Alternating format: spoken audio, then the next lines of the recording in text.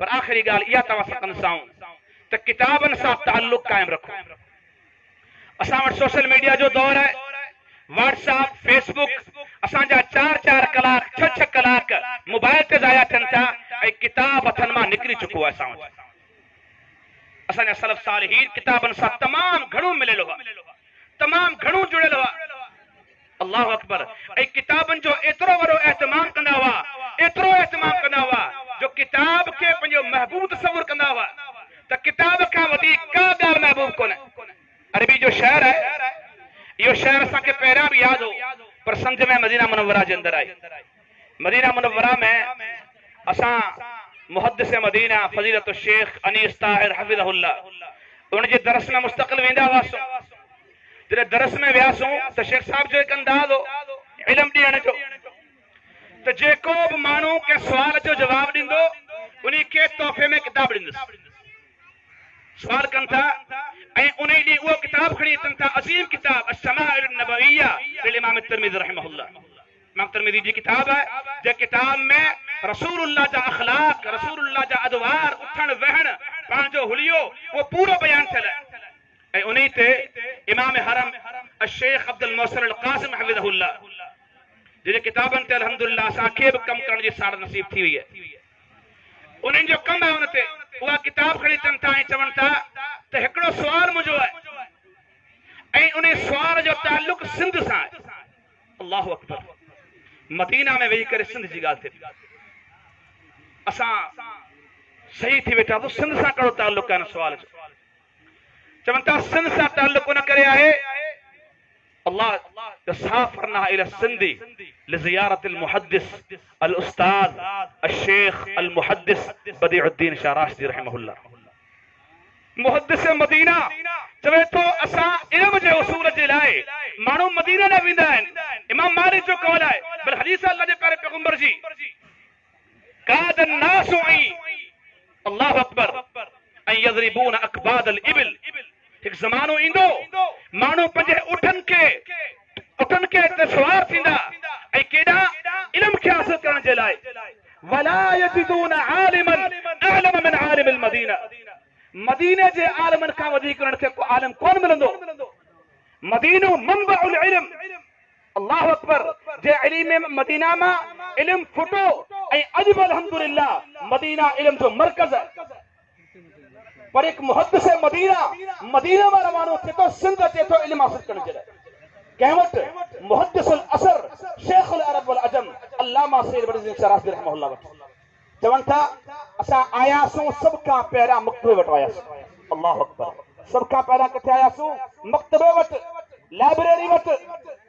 ऐं लाइब्रेरी में ॾिठोसीं त लाइब्रेरी में हिकु शेर लिखियलु हो। चवनि था उहो शेर आऊं 3 दफ़ा पढ़ंदुसि। जंहिं बि माण्हू खे 3 दफ़ा ॿुधण सां इहो शेर यादि थी वियो उनखे किताब ॾींदुसि तोहफ़े में। इहा असांजे उस्ताद सां चवंदुमि कि मोहबत आहे शाह साहब सां। अल्लाहु अकबर, अल्लाहु अकबर। अॼु हिते सिंध में वेही करे हिकु मौलवी जेको मस्जिद में नाज़रा सही पढ़ण न अचे शाह साहब ते ॻाल्हाईंदा आहिनि, शाह साहब ते ॻाल्हाईंदा आहिनि। मुहद्दिस मदीना पंहिंजो पाण खे शाह साहब जो शागिर्द चवंदे फ़ख्र महसूस करे। चवनि था उहो शाइर इहो आहे अला या मुस्तईरन लिल कुतुब मिन्नी फइन इआरती लिल कुतुब आरू फइन महबूबती फि दुनिया किताबू वहल अबसरत महबूबन युआरू। 3 दफ़ा पढ़नि था। चवनि था को आहे? सभु ख़ामोश आहिनि। मुचो शेख साहब तव्हां इहो शहर पढ़ियो बि सिंध में हो, अॼु सिंधी तव्हांखे ॿुधाईंदो। अल्हम्दुलिल्लाह रब्बिल आलमीन। उठी करे बीठुसि ऐं इहो पूरो शहर शेख साहब खे ॿुधायो। अला या मुस्तईरन लिल कुतुब मिन्नी फइन इआरती लिल कुतुब आरू फइन महबूबती फि दुनिया व महबूबती फि दुनिया किताबू वहल अबसरत महबूबन युआरू। अल्लाहु अकबर। किताब ॾियनि था तोहफ़े में, दुआऊं ॾियनि था।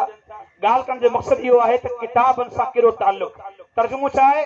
तर्जुमो तव्हां हैरान थी वेंदा, उलमा सम्झी विया त ए मूंखां उधार किताब घुरण वारा, पढ़ण जे लाइ उधार किताब मुंहिंजी लाइब्रेरी मां खणी वञण वारा, इहे ॿुधी छॾ त मुंहिंजे लाइ कंहिंखे किताब उधार ॾियणु वॾो आर आहे। मुंहिंजे लाइ आर जी ॻाल्हि आहे जो आउं कंहिंखे पंहिंजो किताब उधारो ॾियां। छाजे करे? जो मुझी महबूब शय जेका आहे उहा किताब आहिनि। ऐं तव्हां कंहिं माण्हू खे ॾिठो आहे जो केरु माण्हू पंहिंजे महबूब खे कंहिंखे उधारो ॾेई छॾे? कंहिं महबूब कंहिंखे उधारो ॾिनो आहे? न। अहिड़ीअ तरह आउं किताब कंहिंखे उधारो कोन ॾींदुसि।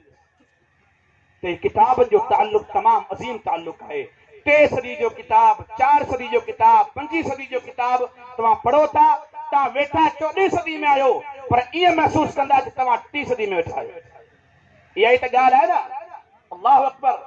इमाम इब्न सल्लाह रहमहुल्लाह चवनि था, इज़ा रअयतु अहलल हदीस फकअन्नी रअयतु रजुलन मिन असहाब रसूलिल्लाह सल्लल्लाहु अलैहि वसल्लम। चवनि था जॾहिं के अहल हदीस खे ॾिसां थो मूंखे ईअं लॻे थो जेको सहाबी खे ॾिसां थो। छाजे करे? जो हू डायरेक्ट पैगंबर जी ॻाल्हि कनि था ऐं उन वक़्तु वुजदान जेको थिए थो, कैफियत थिए थी, उहा थिए थी ॼण त रसूलुल्लाह जी मजलिस में वेठा आहियूं। ऐं किताब उहा ई शइ आहे। तव्हां किताब पढ़ो था या ताबई जी, किताब पढ़ो था मुहद्दिस जी, तव्हांखे ईअं लॻंदो तव्हां उनजी महफ़िल में वेठा आहियो। त मुंहिंजा दोस्तो, किताबुनि सां ताल्लुक अज़ीम ताल्लुक आहे। इन ताल्लुक खे क़ाइमु कजे। सोशल मीडिया हिकु फॉरम आहे, प्लेटफॉर्म आहे, इनखे इस्तेमालु कजे। असां बि करियूं था, तव्हां बि करियो। बिलख़ुसूस हिन दौर में जॾहिं हर माण्हू कंहिं शइ जी ख़बर ई न आहे पर उहो इस्लाम ते तनक़ीद करे थो, बिल्कुलु दिफ़ा इस्लाम लाइ इस्तेमालु कजे। ऐं ॿी ॻाल्हि वरी मूं पहिरियां कई पर माज़रत सां हिसाब आख़िरी ॻाल्हि करियां थो, उहा इहा आहे पंहिंजे दुनियादार दोस्तनि जे लाइ त क़ौम खे ॾियण वारी शइ इहा आहे मकतबो। मकतबो, दरसगाह, स्कूल का इल्मी शइ जेका आहे क़ौम खे ॾियण जी इहा शइ आहे। इहे मुशाइरा न आहिनि। वेही करे पूरी पूरी राति मुशाइरा करियो, शहर इस्लाम जे ख़िलाफ़ शहर पढ़ो, शराब पी करे टुन थी करे ॻाल्हायो। इहा ख़िदमत सिंध जी न आहे। सिंध जी ख़िदमत शहर पढ़णु न आहे।